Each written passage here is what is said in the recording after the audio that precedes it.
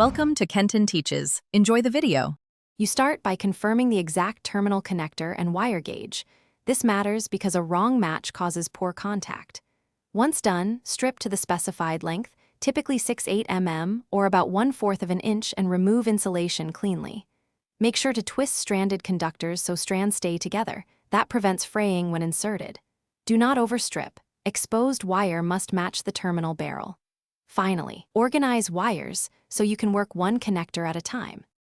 You now position the stripped conductor into the terminal barrel, ensuring insulation stops at the connector shoulder so metal-to-metal contact is correct. Once positioned, use a dedicated crimp tool matched to the terminal. The correct die shape matters: hex for insulated, open for ferrules. Squeeze in one steady motion. Avoid rocking. After crimping, make sure to perform a firm pull test, gentle but decisive, to confirm a mechanical bond of about 2 to 5 pounds. If it slips, cut and redo the crimp. You finish by routing wires to avoid strain and then assembling connectors into their mating terminals or blocks. Once connected, test continuity and apply the expected voltage under a controlled load. This confirms both contact and insulation integrity. If you encounter intermittent readings or a loose feel, make sure the crimp die match the terminal.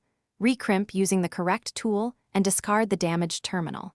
If corrosion or heat damage exists, replace the connector entirely.